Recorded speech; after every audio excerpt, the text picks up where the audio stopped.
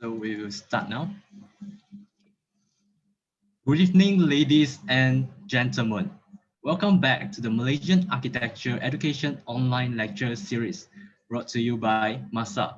This lecture is entitled Out of the Box by Mr. Tay Tze Yong. Thank you for joining us today. My name is Z, a MASA representative from UPM, and I will be your moderator for today.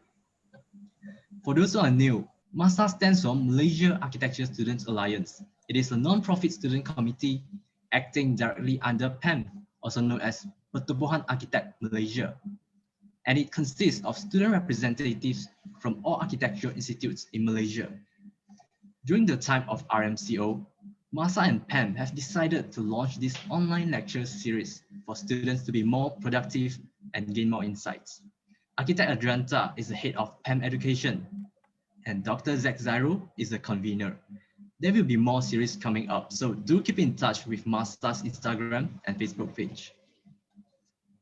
Let us welcome our speaker for today, Mr. Tay Tze Yong. Mr. Tay and his wife, Ms. Lam Choi Suan, had founded INTODESIGN Lab in 2009, a multi-disciplinary design studio in Kuching. Together with Sim Seok Peng, the studio offers architectural design, specializing in schools, institutions, and playscapes with an interest in crafting spaces for learning and creative play. They found their passion in designing furniture, toys, playscapes, and schools, and have received architectural awards and recently initiated community projects at schools and founded their own cardboard furniture brand, Up to You. They also organized multiple events such as Cardboard City with PAM SC and conducted workshops that promote children's creative learning environments through architectural designs and installations. A part of INTODESIGN Lab, Mr. Tay is also a design director for PDC Design Group and a part-time lecturer for architectural design at UNIMAS. So let us sit back and enjoy the talk. We will have a Q&A session at the end of the talk. If you have any questions, feel free to type them down in the chat box below so we can attend to them at the end of the sharing. Without any further ado, let us welcome Mr. Tay. Hello, Mr. Tay, how are you? Hi, Z, thank you. Thanks for inviting. Hi. Thanks, Mr. Adrianta, for inviting also. But So before that, yours. Yeah, sorry. Okay, sure. Can you hear me, right? The sound is clear, right? Yeah, crystal clear. Okay. So before we start, I think we'll encourage advertisement time for all the students and graduates to actually participate in this event. It's actually a bus stop design competitions organized by PAM Sarap chapter together with our Kuching City South Council. So it's a real project. So make sure you don't miss the chance. Okay, so now we start for the talk. Yeah. Okay, so my topic today is out of the box. Box means constraint, limitation, order, or confinement, rigidity, difficulties, and all that. So the projects that I'm showing you today are mainly educational related, and I will share about our research and experiment of placemaking projects at local school for the past 5 to 6 years actually, and problem that we have encountered and discovered, and sometimes out of the box kind of solutions to make things and better and also in an affordable way. So this is some of our current or completed projects for over the past few years. But today, I'm not going to talk about these projects in terms of commercial or residential and all that. So before I joined UNIMAS, actually I was teaching at a local institution in Kuching for around, I think, 10 years already. So I particularly like experimenting design with students and mostly installation projects. And here are some of the examples of the installation project that I work together with the students and which really, I think, interests me. So this is the brand installation by using 5,000 recycled plastic cup to promote sustainability during the War Architecture Days a few years back. So as you can see, it's actually a video, but no sound. Pumps and the colored water were actually incorporated to actually create a playable effect for young children and hopefully to trigger their creativity as well. So which means they can pump and the water was colored water was somehow moving around like a vans in the brand. And I think most of the students' project were movable, and sometimes we have tested through mobility with cardboards, in a very affordable way, something like that. This one is also for the Wall Architecture Day event, another year. And more examples of installation projects with students. And for example, the temporary installation of floating green on the Sarawak River. And in the year of 2016, we have completed a school design project, the Eton International School in Kajang, Selangor, with CL or Architect in West Malaysia. And the school, we got the PAM Silver Award for institution category. And this is our first school project that somehow, I mean, back in Kuching, this rests our concern about local educational environment, especially the public school, for national school. And as we know, this is how the local public schools will look like, and also school of the past, which architecturally does not change much since 1960s. And furthermore, children actually averagely spend about, as we know, 5 to 6 hours in a day at school. And then another 4 to 5 hours additional in tuition classes in these kind of shop houses. And in fact, the time spent for schooling is more than average daily work hours for a working adult, actually. So it's total about 10 hours. But of course, maybe this will help to actually cut down the tuition time. And of course, they will getting more malas, malas, because mansukan UPSR kind of thing. Okay, if we look at just a neighboring country, their public school, the Nanyang Primary School in Singapore, and somehow the question is, can we do anything to our local school? As a architect or designers, that we are intended to help. And we start to actually concern about the local public school environment, especially on the 21st century teaching and learning method. And these are views of our local school in Kuching, in a suburban area. I think the private school probably with a better design, but of course the fee is higher, tuition fee is higher. And however, it only constitute about 1.6% out of the 7.9 thousand school in Malaysia, based on this Statista 2021. So as you can see, there are around 127 private schools in Malaysia only in 2019. Okay, and then and I think we all know that the importance of creative environment in nurturing the young minds.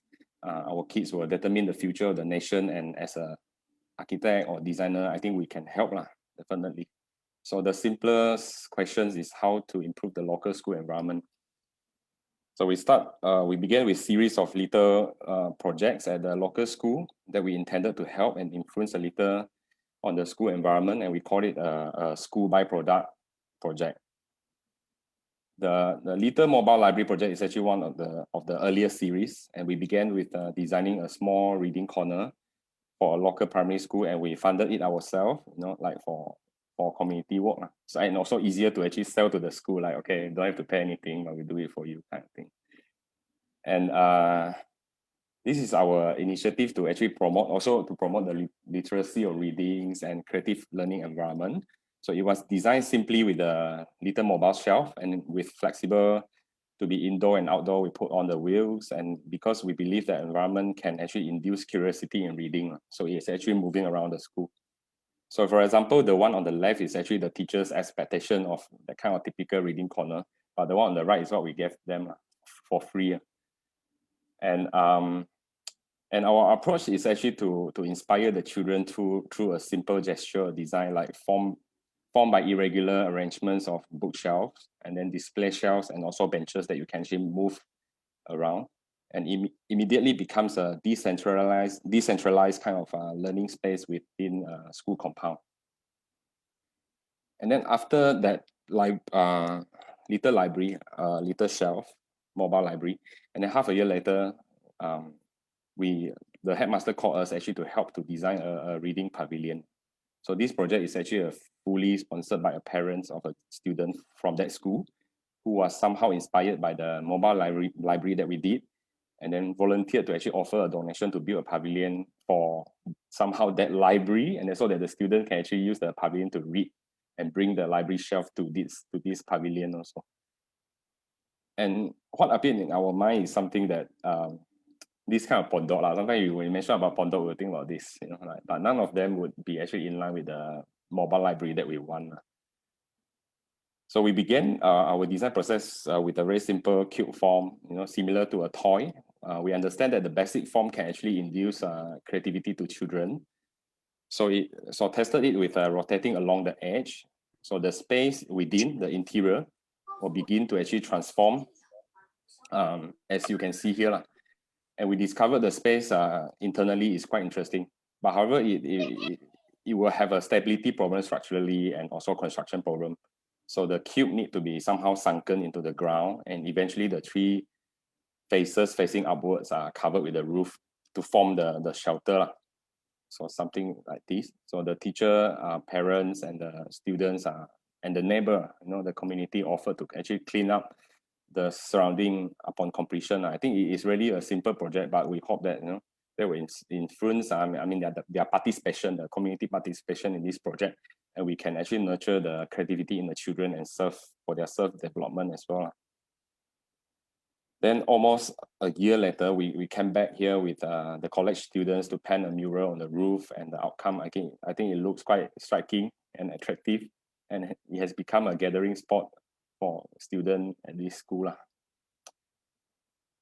And we challenged the design in complexity with this another version of the mobile library. So it was a flexible and yet compacted, like all in one kind of concept. So the stools become the closure of the bookshelf, compartmenting all the books in the center. So the children are free to actually interpret and interact with the library through removing the seats, rearranging with their own configuration, and then finally reassemble back the shelves. And these fun activities encourages reading and also allow the student to actually explore other possibilities. But the downside is actually the stool is actually quite heavy because it's actually a plywood made stools. So for this version, we somehow improved this. So it's actually a multi-functional library shelf with a cardboard stools inserted at the bottom part. So the cardboard material is also used to actually raise awareness about sustainable environment for the young kids. So this version maintains the orthogonal shape like the previous version, but it's more flexible and lighter, and also all in one kind of mobility. So the shelving are stacking onto each other, and the number of tiers can be actually increased by own choice. And then it can be dismantled, also easy to transport and assemble back. Cardboard stools can be reconfigured easily because it's really lightweight. And we have mass produced this version, and most importantly, I think it is quite cost effective, and more school can actually benefited from this version of library, mobile library. After that, we actually call for donation, from friends to almost like a mission to instill the interest of readings and the importance of sharing from young age.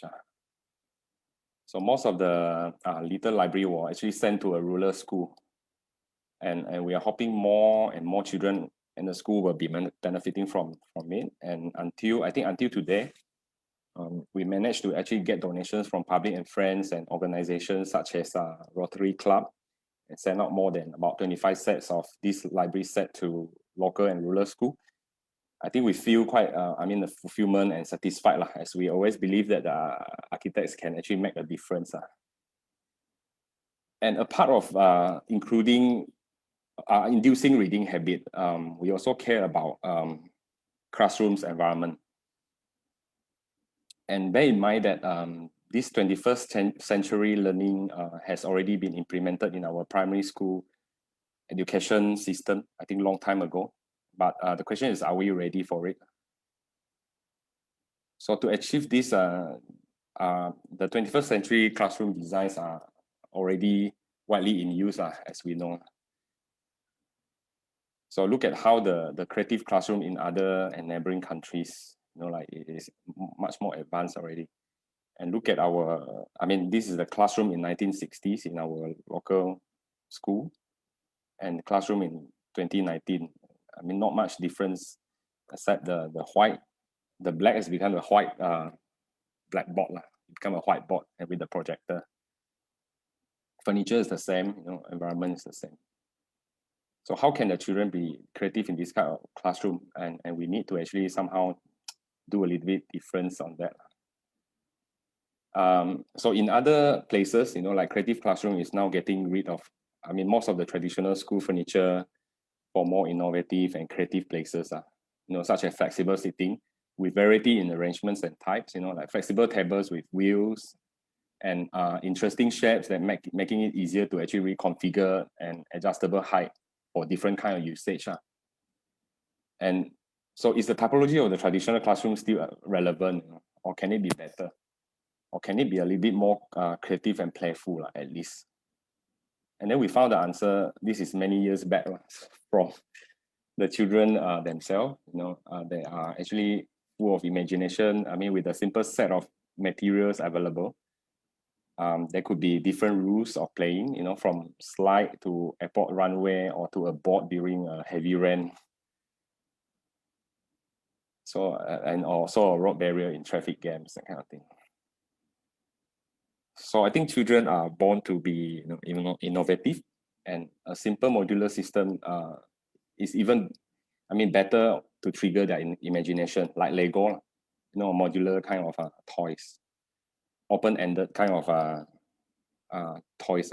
So with limited resources, I think we introduced the unconventional kind of recycled material furniture, which is the corrugated cardboard, as a modular furniture to create a fun environment in the classroom.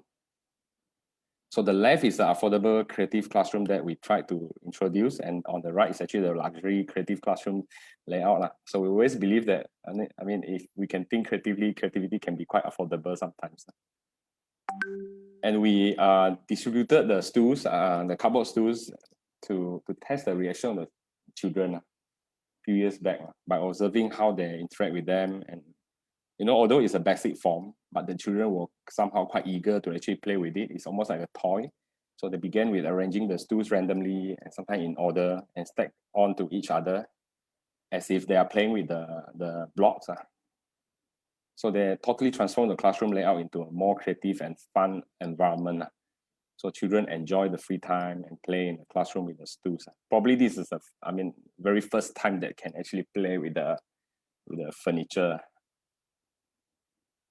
And this was after effect of the children play with the creative object, the stools. And we hope that through interactive learning, the children will learn to actually make own choice and thus raise a bit well-rounded kind of children.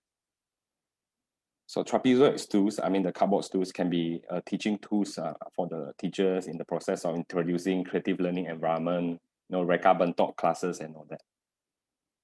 And then we are happy actually they start to actually personalize the stool by writing their names, give senses of belonging and appreciation to things they like, like, okay, it's mine, I write the name there. So I think it's true that, sometimes creativity can be really affordable. Okay, and then it has also become a musical instruments during the Bukaru in Sarawak, the event at Pustaka Sarawak. And look at how the children actually interact with them. I try to play the video.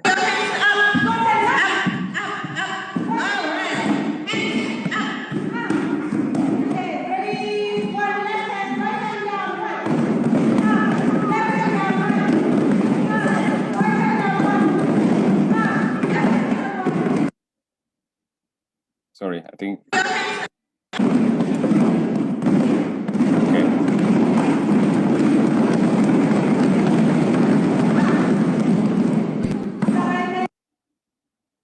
Fun, huh? So we continue to actually explore the table set. So a part of stools. So now we move into a table. So cardboard is also still a main material because it's recyclable and easy to find and also lower production costs. And it is also used to actually raise awareness about sustainable environment. I think it is easier to promote to children. in that way. So we tested a few prototypes, lot testing, of course, with my wet, and then it's quite successful before we pass it on to kids. And here's the overall outcome of many rounds of testing and revising of the table set. So it's a very simple kind of arrangement. So as you can see, these diagrams, I mean, it shows that comparison of new classroom layout and the cardboard table set versus the conventional layout on the right. So you can see the difference. So the new layout is actually definitely more flexible, and we can transform the classroom layout into a more creative and fun environment in an affordable way. So we test it with children and observe their usage before actually sending and promoting it to the school, and the outcome is actually quite good. And then after that, we distributed a few set to some of the schools in town, and of course, rural area as well, suburban. So in order to actually facilitate their teaching and learning process through 21st century classroom, and of course, their recurrent talk classes, art, and all that. And we host workshops at school and let the children to actually explore on the cardboard table installations and discovering the cardboard from actually 2D flat pack into a 3D table kind of experience. And also teach them a little bit about the entrepreneurship, like it can be sell, it can be packed, and all that. So through continuing students' involvement, and we discovered that the cardboard table set actually act similarly to a toy. So it's actually like a furniture toy combination.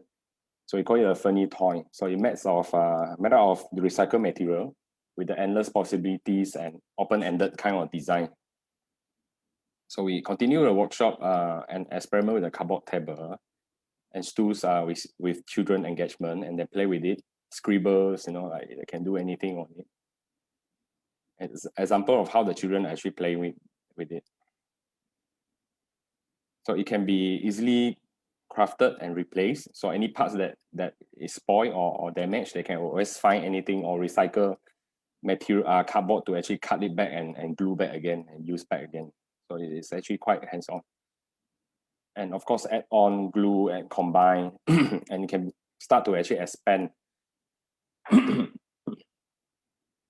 and further alterations by the boys. So it's quite open-ended. And then I think we also occasionally hosting constructing play workshops to actually promote play, the idea of play through children, and also promoting this cardboard furniture set.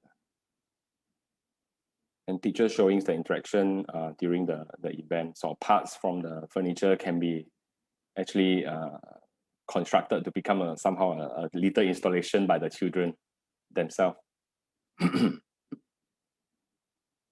And during the children festival at Pustaka Sarawak, I think in 2017, so we installed a large scale robot by using the cardboard, again, the cardboard table set. As you can see, there is some, I mean, these are all the stools, and some of the parts are actually the table. And of course, involvement with interns and colleagues and students with their help. And the scene during the event, and the installation actually installed at the main entrance at the site, so they can actually take photo after they entered straight away. Sorry. So we got some order from friends and public, and we also designed the packaging with backpack, I mentioned earlier, like a concept of IKEA, easier to an effective way for transportation and sell and store. So these are the posters that promote the Otta tables and trapezoes. Okay, so you can say that our research somehow it doesn't stop there, in 2017. So we organized the Cardboard City Challenge together with PAM Sarawak chapter, and with the support of the Global Cardboard Challenge and What About Kuching event at that time. And we promote the event at school and also work closely with their teachers and students. And we even participate in a cardboard board race, just organized by the Brooks Gallery. So in order to promote the Cardboard City event. during that time. So of course, I'm not the one who wrote the board, so it's a student by force, But I think it's really a fun event to participate, and it's quite safe actually, because the river is not that far away. Then we designed the banners to actually hang at a certain hotspot within Kuching, the city. So through community engagement, and we managed to actually get more supports from various organizations, like colleges and universities, and really feel thankful that for their contribution to make the events happen during that 2017. So during the event, this is actually a layout within a black box exhibition hall. So the participating school will be allocated with a lot, within the master plan of the cardboard. And this is how the master plan was set up as a base. So primary school students were facilitated by the colleges students or university architecture students. And these are some of the scene of primary school students constructing their city. Can be quite fun. Some of the close-up views. And of course, the cardboard cafe was set up too, like during the event, with all our cardboard furnitures and stools and all the recycled parts that we salvage from the factories. So the cardboard stools are the trapezoids, which is the cardboard stool, They were used for the seat during the opening and other storytelling sessions. And outside the black box, we have recycled cardboard for family and children to play and craft within. During the event. And this is how the cardboard city was set up by the 12 primary schools, and with the help of my students, they managed to actually digitize the entire cardboard city after the event. So these are, how it looks like. So how it looks like in real, it's like this, from above. As you can see, there's a big structure in the middle here. This is actually our installations of a walking city. So we will be showing you after this. Oh yeah, this one. So the original walking city, was an idea by the Archigram, as we know, in 1964. And the Archigram was actually an avant-garde architecture group formed in 1960s, and that was actually neo-futuristic and drawing inspirational from technology, like in order to create a new reality that was solely expressed through hypothetical projects. Walking city is actually one of the famous conceptual ideas. So it's basically almost an artificial kind of intelligence, mobile robotic structures that could actually roam around the post apocalyptic world, like moving to whenever the structures, resources were needed. So I think this event during the war architecture there was actually installed. This structure is actually installed during the event. So we thought that it will be a good chance to actually introduce some classic architecture, classic conceptual architecture concept to a local children, the primary school children or public, for their creativity. So as you can see, the portion of the final outcome of our version of Walking City versus the original conceptual drawings by Archigram on the right in 1960s. And we began our installation by looking around all the recycled cardboard that we get from the factories, and then we have collected particularly for this event. So we carefully thought out on its connection, how to connect it to make sure it's stable.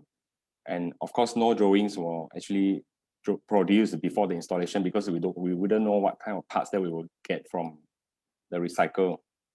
And this diagram was actually documented after the event and then somehow demonstrate the assembly method of the cardboard walking city. So the connections and the relationship between the parts, all the components, it reflect the kit of parts concept nature of the real walking city by Archigram in 1960. So we try to tally it a little bit. So these are the parts that when we start to form the structures from a recycled cardboard and then putting up the base to make sure it's stable. And then the upper portion is set up by the help of my students, with all the recycled cardboard. And we counter check its stability, the aesthetic. We have only about 3 to 4 days to construct these structures. Very interesting compositions below the walking city, which is 2-meter. It's about 2-meter clearance, and is accessible. And details of the connection of all the cardboard parts, majority is actually the cable tie with masking tabs and the leg joints. And this is the final outcome. So it looks quite automated somehow, it's like walking within the city, plug into the cardboard city, and connecting for resources. And it stands out as a main icon and a reference point for the entire cardboard city, kind of feeling. So it was published, Intersection and Architecture Malaysia. And since it was a walking city, so ideally we wanted it to be, really movable like this, make sure it can move. So, and eventually we really managed to move it around, but it's really fun, but quite brutal, as you can see here, during the end of the event.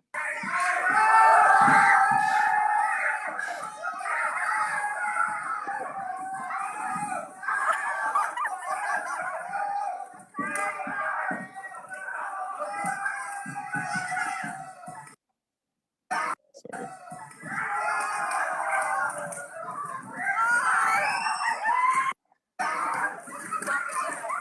Okay, very brutal. That was actually the final day, we have to collect everything and send for recycle. Call for recycle shops to actually come and collect. So no choice.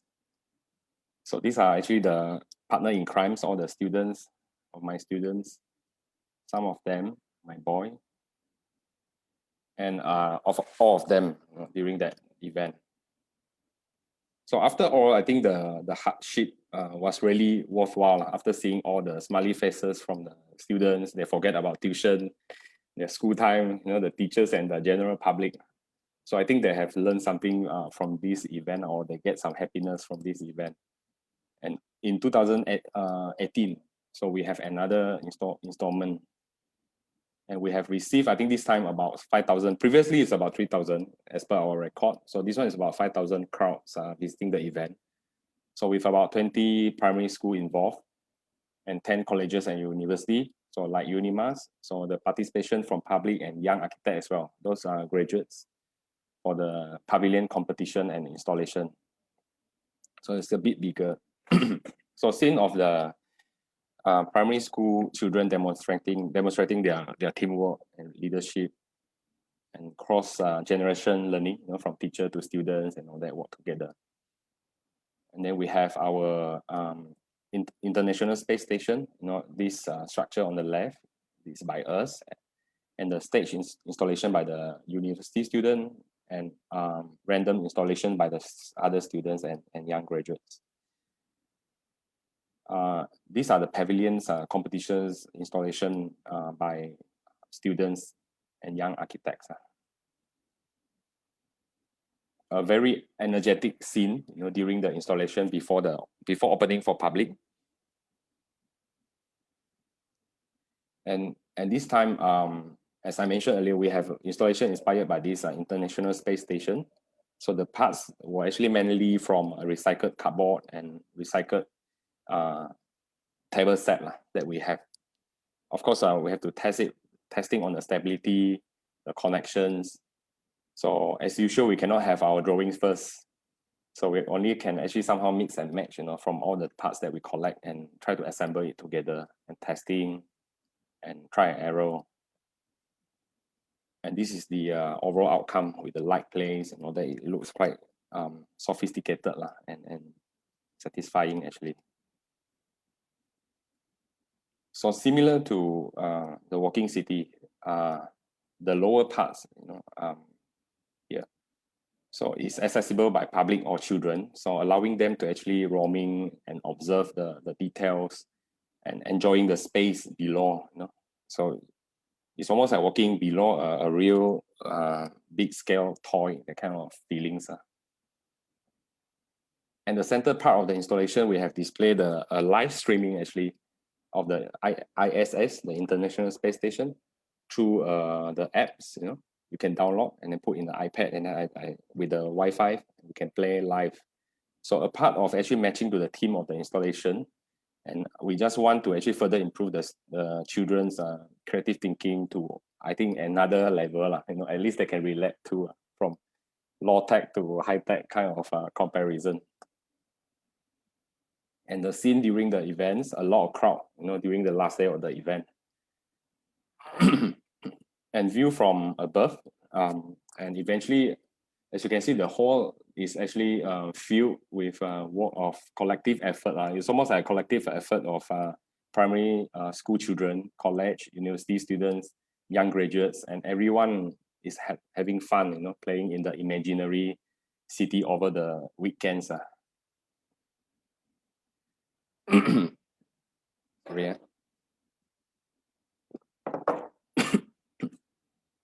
So months later, I think we were invited after the Cardboard City event. We were invited by this Tunku Putra Help. It's actually Help and Tunku Putra International School to do their library design project, library design for their new school project.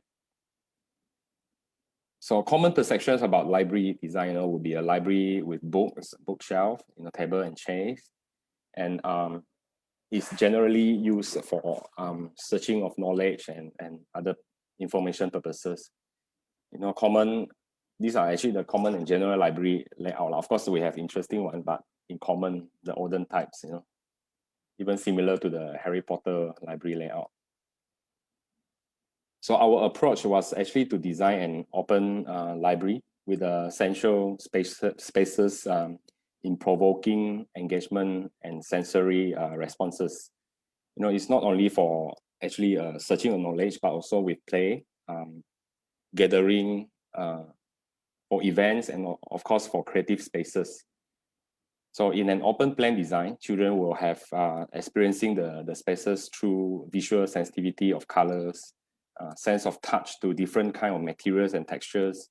And the central library, there is actually a semi-enclosed bookshelf with a special experience, which will leave, we believe, or somehow a long-lasting impression on children, as you can see later.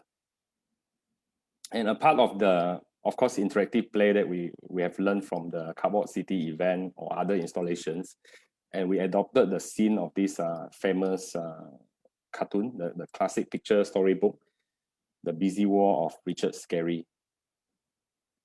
So the character moving freely within the town, with the road connecting from one destination to another. So there is a certain landmark in the town, so highlighted in the story, a specific point and all that. So we actually try to actually apply this busy town imaginative space into this library. So this is the original plan. As you can see, the grid just now, the columns of the library, a vacant site. So with columns and 4 walls. So we began the site planning with allocating the spaces within the library by avoiding the existing columns. So we try to hide the columns away. So the intention is actually for the children to actually roaming freely in the library. So we have created a central rod, as you can see, hatching in a gray color, with a roundabout, in the center of the rod, and that's actually the book hive, acting as a central landmark in the library. So we have a landmark in the library. So spaces like creative corner, storytelling area, so were incorporated at certain road edge. You are having like a highway, and then you have certain kind of program along the highway kind of thing, the road. And finally, it infused with all the required spaces like reading zone, art and craft spaces, resource center, and storytelling platforms. And these are the outcome. So these are the general composition of the library. As you can see, the book hive is actually the roundabout within the almost like a small little town. So allowing actually the student to gush into after entering the library, like almost like a bees that's swarming and gather and read and sensing in this library. So it was actually a holiday that time. So after completion, so we don't get a chance to see how the children actually interact. Of course, we went back later, but these are when the pictures, the images were captured. So as you can see, the orange color is actually the storytelling platform. So at the edge of the central road, so looking towards the book hive, the roundabout. So inside the book hive, with the bookshelf as a backdrop, so the porosity of the wall allowing the students to actually view in and out within the spaces, and also allow the book to actually display on both sides. Inside and outside, you can also use for display. So and within the book hive and other scene at the library, with the majority of the columns were actually hidden with certain treatment. Like this one, for example, the cardboard tree. So installed at certain columns, for highlighting the young children reading area. So we have a zone with the young children, and then we will enclose these columns with the cardboard trees installed by us. So the kids are part of this cardboard tree installation. It's done by us with a careful thought of the joint and all that to make sure it's aesthetic and also stable. Okay, another playscape after that, we were asked to actually design a playground in a private apartment. So the site is actually an enclosure of almost like a three staircase and lift core. And at the end of this long 33-meter swimming pool, so it's here. So we somehow wanted to actually create a playground incorporating with the landscape. So you can see almost like a courtyard, initially. That's what we were intended for. And it's our first playscape project. So as usual, I think we adopt the experience that we have learned from previous educational project like installation and the cardboard city, and other play elements and workshops and all that, to see how the kids actually interact. So the children, as we know, they love to actually roam within the tight space. So hopping from actually one space to another. And so in general, we wanted to create a space that imitating a concrete jungle. So yeah, almost like a city, and a space for children to actually conquer, like they can reimagine their little city, which they can actually roam about within the little corner of this private apartment development. So a friend of mine, it reminded me about this playscape. It has a little bit of a similarity to this mythical and oldest city in the world, which is the Chata Hayok at Turkey. The city was accessible through ladders from top of the house, and then residents are roaming freely from rooftop to another. So I really thought that it's quite similar in that way. So for the site planning, we made full use of the allowable land. It's this piece of land. So we began with the process to overlay with 2 by 2 meter grid. So 2 meters is actually quite a standard size for comfortable slide and also safety buffer zone within the playground. So, and followed by figuring out the solid and void composition within the playground for play element, trees and plant, and also a hideout corner. Further details on the platform levels and confirm on the overall setting out and all that. So with introducing of green, some of the blocks are actually the block is actually a planted box together with the playground. The slide. And this is how the initial model looks like.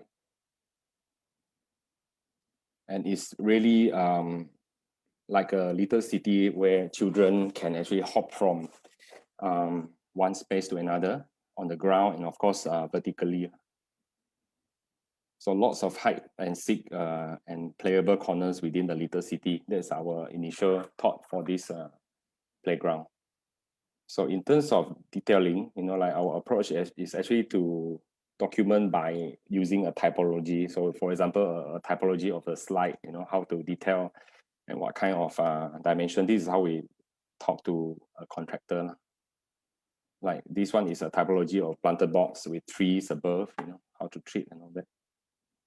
And this is the overall view of the hide and seek playscape from above, you know. The play elements are greens, trees, planted box, and the solid blocks are composition. I mean, the composition is actually quite well to resemblance a little green city for the children to play. So close-up details, close-up corners within the playscape for children to hide and seek.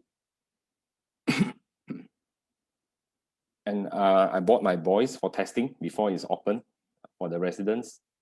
And I think it works, you know, maybe just a little bit careful on the rough edges of the concrete and the brick. But I think that is part of the learning process lah. They have to observe it.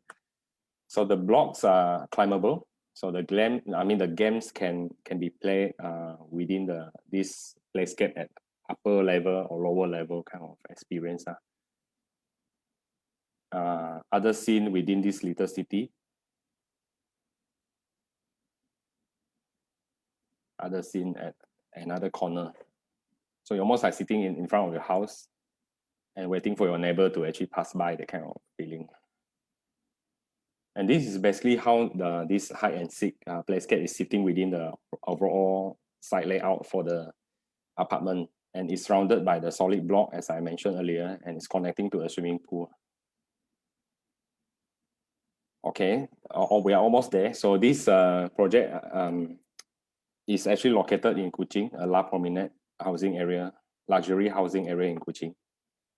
And we were invited by a developer to actually design the public park within the master plan. So I'm showing not all of them, but this part, which is the main feature for the overall master plan, which is this corner here.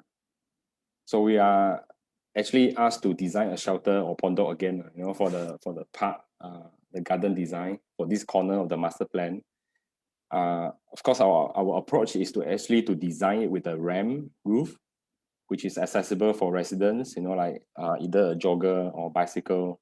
And below the ramp, it can actually accommodate a sheltered space for resting, gathering, and hosting probably a little neighborhood event like Recycle Day or Family Days and all that.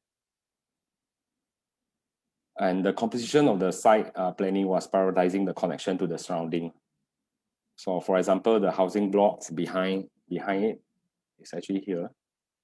The access from the linear park from the north is actually here, the linear park connecting, and the drop off on the south from the main road. So the blue line shows the access from the ground, and the highest level of the ramp will act like a viewing deck here. So the central courtyard, it will become like a main entrance, you know, for this playscape, and it is framed by the ramp around it. So this drawing, I mean, is indicating variations in material, the contour lines, and the relationship of the pedestrian walkway on the ground. As you can see, it's actually blend quite well together with the contour and the ground. So the model showing the overall composition of the shelter. You know, the main standing area, this part, it's almost like an entrance to the ramp, the lowest point. So overlooking into the central courtyard. The 3D rendering view towards the shelter from the main road, and the above is actually a viewing deck, and the connection of the shelter area on the ground, the central courtyard area, and the viewing deck can be clearly seen from here at the entrance. The connection of green with planted box towards the shelter. So we blend landscape together with the structures, and the space below the ramp framing towards the central garden. So the 3D view from above. So we have carefully selected the plants and trees for this playscape. So I think, for example, the Samara api tree, you know, the red flowers tree, blooming, festive and vibrant kind of feelings for this playscape.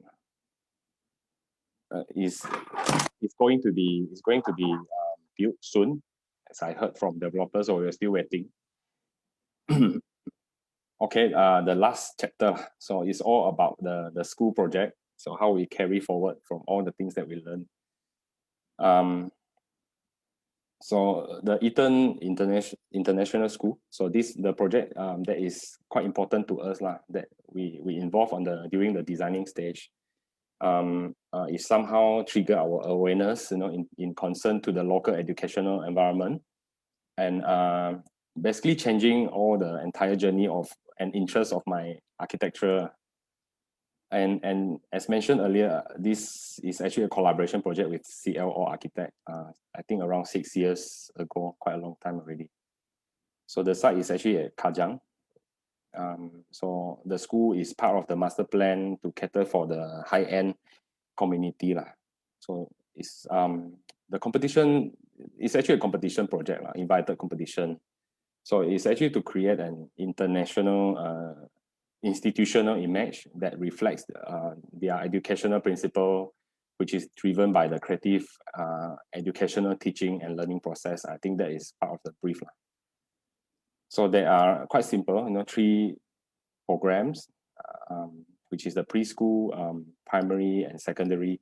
And we wanted the 3 schools or program to be interconnected through circulation of space, because I like circulations within the school, because I think, you allow the children to actually move freely and roam freely within the schools and enjoy the spaces.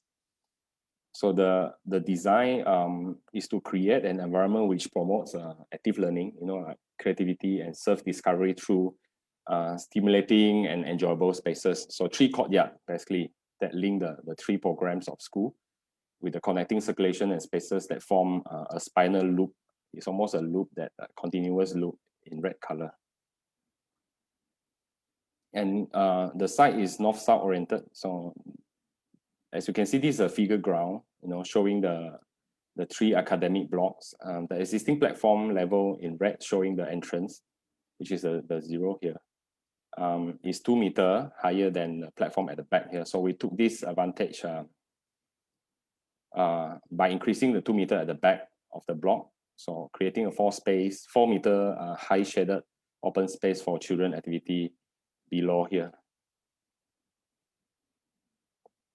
So this diagram shows the central, you can see the central concourse area as the main circulation spine for all the activities. So start from preschool blocks on the left, continue to the primary school blocks, and then to connect to the secondary school blocks on the right. And then followed by insertions of main admin block, library, MPH, canteen, and other programs. And there is a central linear concourse area that link all the programs together, as you can see later in the red one. So it's their international school. I mean, we have to care about their corporate branding and all that. So the facade is actually formed with a continual horizontal band to enhance the idea of spinal loop. So as the main concept. So and the school identity were actually projected as part of the horizontal bands that stretch all over the academic blocks. It's almost like a continual loop that contain all the programs.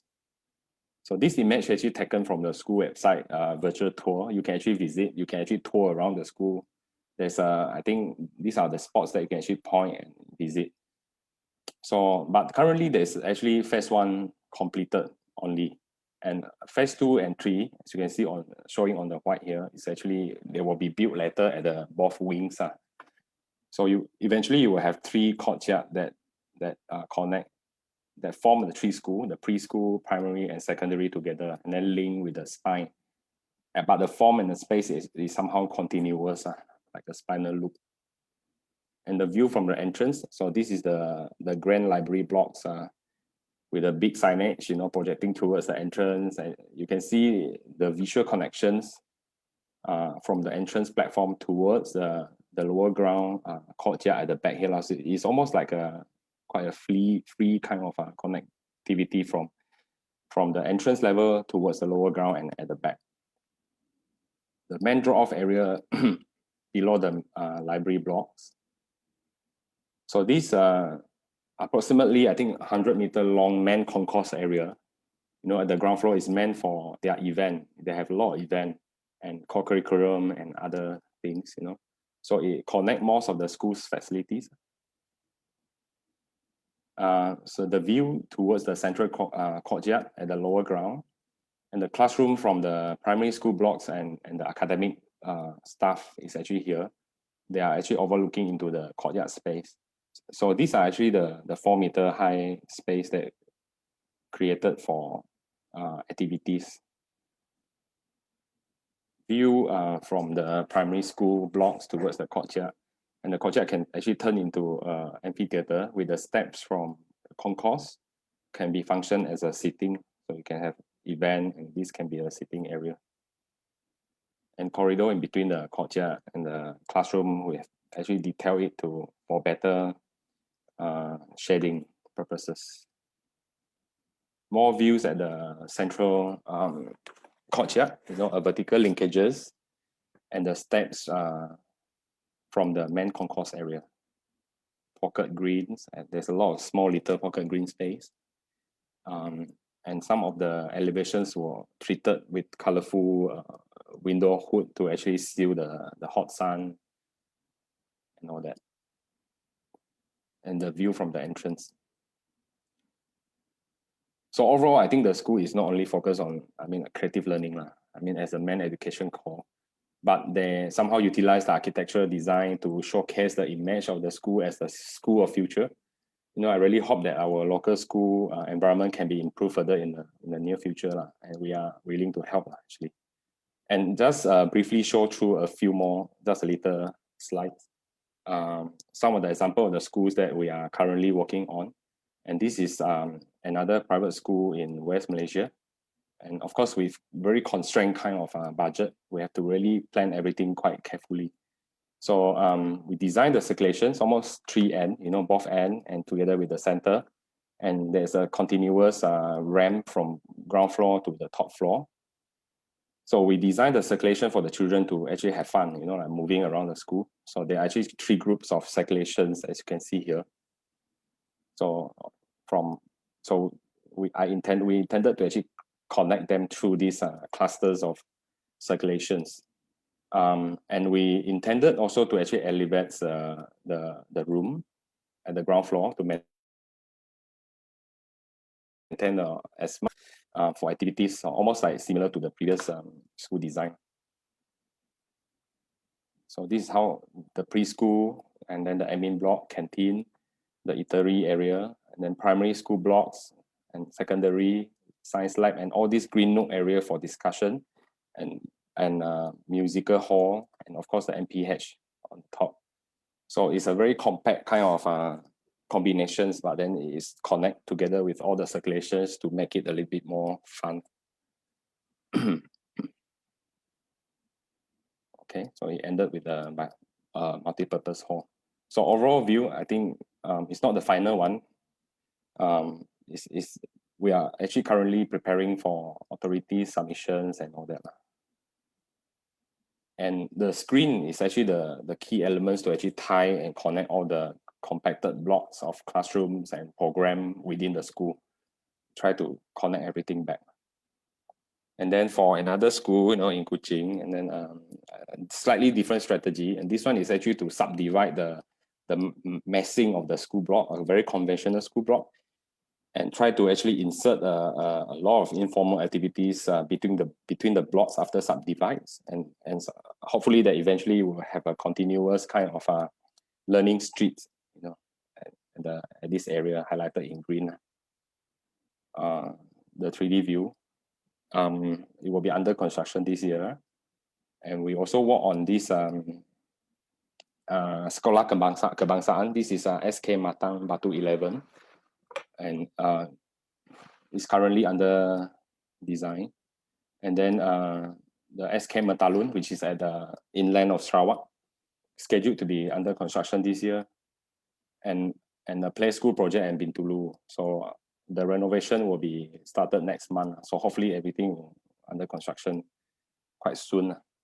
So okay, I think I hope I have somehow inspired you a little and have something that to learn from my sharing today. So I always refer to this quote by Gandhi, like you must be the change that you want to see in the world.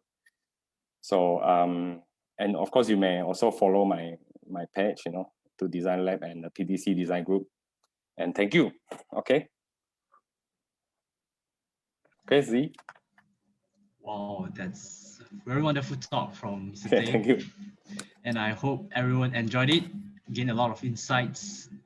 And if you have any questions, you can just type it down in the chat box below. And for now, we have already got some comments and questions from the audience. There's one comment, I'll read it out for you, from Liao Keng Boon. It would be interesting if these installations were done all over Sarawak over a specific time frame. One in Ludus Jungle, one on UCSI Hotel rooftop, one on Sarawak River, one inside Sungai Rajang Tidal Gate in Cebu Town, one floating inside UCPS campus on the peak of Canada Hill in Tasik Mas Limbang. It can be escalated into a Cuti Sarawak attraction. Yeah, actually we tried that with students project lah. Many years ago, like sometimes we go to a suburban town, we do some installation. Hypothetical project lah. It's not a real one. And then we tested with different kind of contexts. But of course, my interest is always more in the children education, creative play kind of things lah. So not so much about having my aim is not about the entire Sarawak yet, but maybe some days, some of the installation can be toured and installed somewhere, it will be interesting. Right, there's one question from Jason Pang. Mr. Tay, what are your thoughts if to have water play elements incorporated into the cardboard play, since we have seen light incorporated in? Will it be another level or approach to trigger young, curious, and creative minds? And what will be a way to this approach? Water and cardboard. I think can. If it depends on what kind of workshop and what kind of directions you really want to bring out for the children's lah. I think. So if let's say the workshop to test with the cardboard and water and light is purely on the material side, almost like a science subject. Why not? Can. Of course, you can take it into another level, like a bit poetic kind of things, with the light and shadow, cardboards and water. How the water can actually dilute the cardboard to change the form and all that. Why not? Can. There's a lot of approach. Actually, creativity, we need a lot of out of the box kind of thinking to trigger them. Something that from a very dry cardboard, compacted cardboard, as compared to a wet version of cardboard, and how to deform it. I think all these can be quite interesting kind of ideas. And after deform, it can be dry off, and then after the dry off, it can be another kind of form again.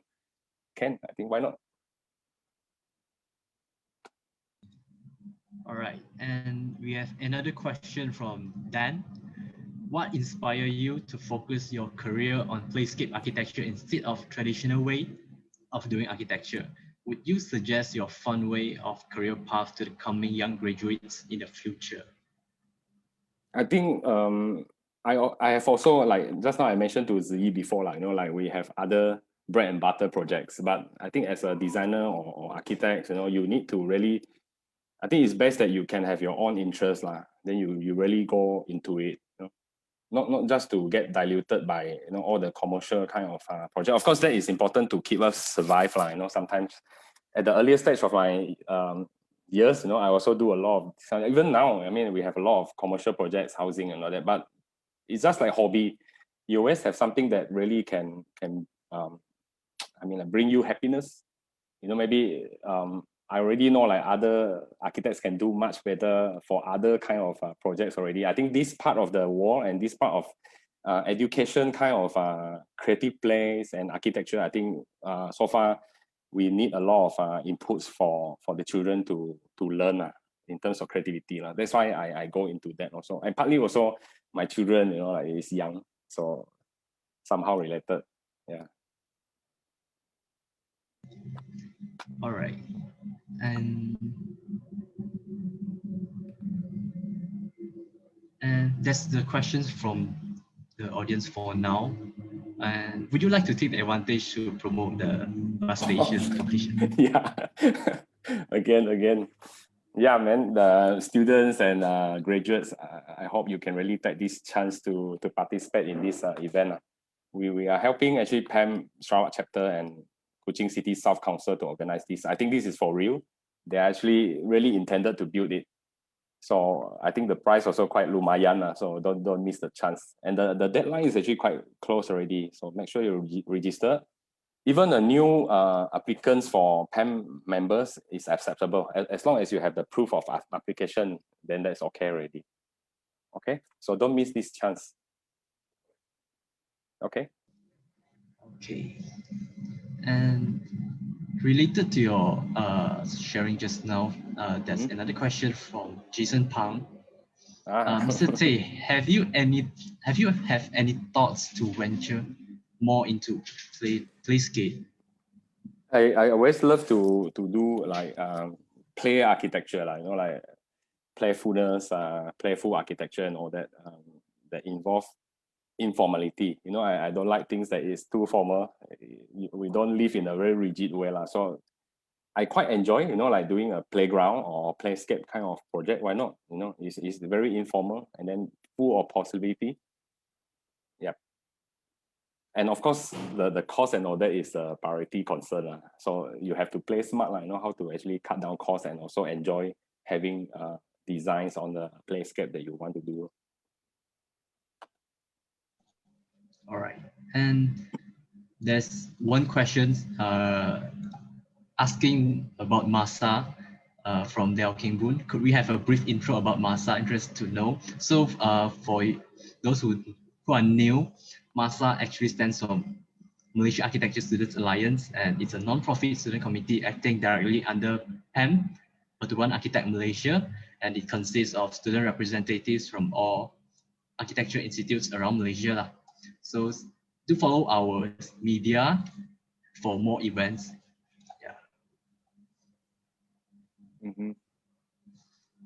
So, and I have quite a questions like just now about your sharing. I've seen that you inject playfulness into schools, into libraries.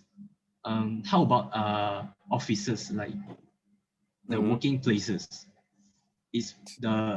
Does playfulness possible to be injected into places? I think it's possible, like actually like Google Classroom, Google Office and all that.